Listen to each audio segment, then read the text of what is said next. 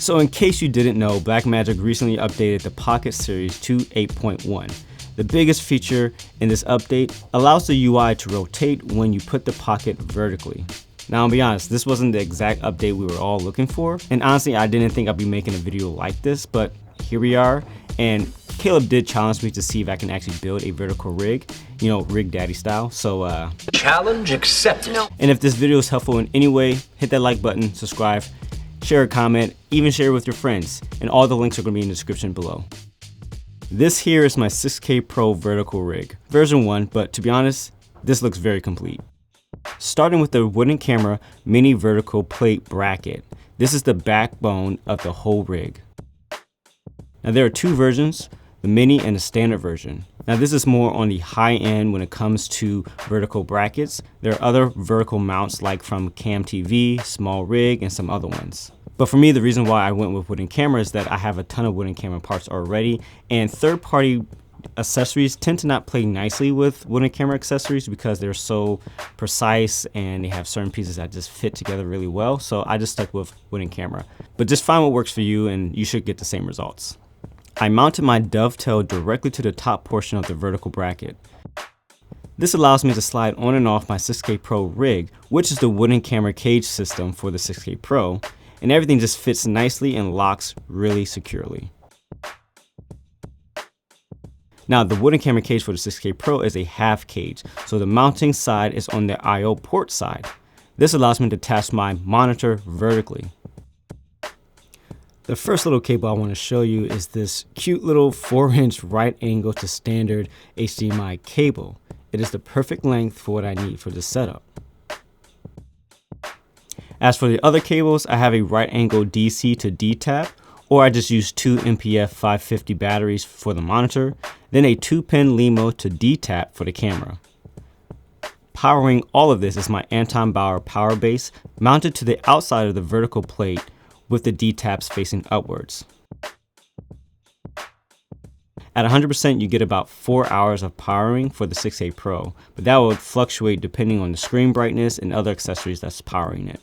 Now, going back to the monitor, I'm using my tilt monitor hinge attached to the SmallHD ND5. Now, a review is coming soon. I know I've been using this and you guys have been seeing this monitor for a while, and I definitely want to do a proper review. It's a fantastic professional 5-inch monitor and I'm very happy with it. On the far right of the camera, I have my top handle in the vertical position for easy maneuvering. All of this is sitting on top of the iFootage Komodo K7 fluid head and the Gazelle Fastbow TC9 carbon fiber legs. By far, this is my favorite budget fluid head. It's smooth, it has a 4-step counterbalance, and the max payload is about 15 pounds. Now, in my opinion, I think this vertical rig is quite perfect. It's clean, it's rugged, it's sturdy, nothing kind of moves around or jiggles, which is great. The con actually comes from the side of the update from Blackmagic, and it's how it relates to external monitoring. When you have the external monitor connected to the 6K Pro while it's in the vertical form, the I/O from the 6K Pro does not translate to the external monitor, meaning it doesn't mirror. This is small, but at the same time, kind of a head scratcher, because if you want filmmakers to create high quality, vertical videos, and you make this beautiful UI for us to look at, but you can only view it on the 6K Pro, that gets a little weird, because if you have an external monitor, you want to see your settings, or if you're recording or anything like that from the external monitor in that same UI. Now, I have sent an email just to express this is kind of a weird thing to miss. So hopefully there is a patch later on, but I just think to me, it's just really silly to miss this. Now, yes, you can get a clean feed out, but again, you can't have any information on the screen. I mean, you can have it on, but it'll just be in the horizontal format. Then your 6K Pro is in the vertical format. That just looks really unprofessional in my opinion. So I recently watched a video that Ari put out about rigging the Alexa LF and the Alexa 35 vertically.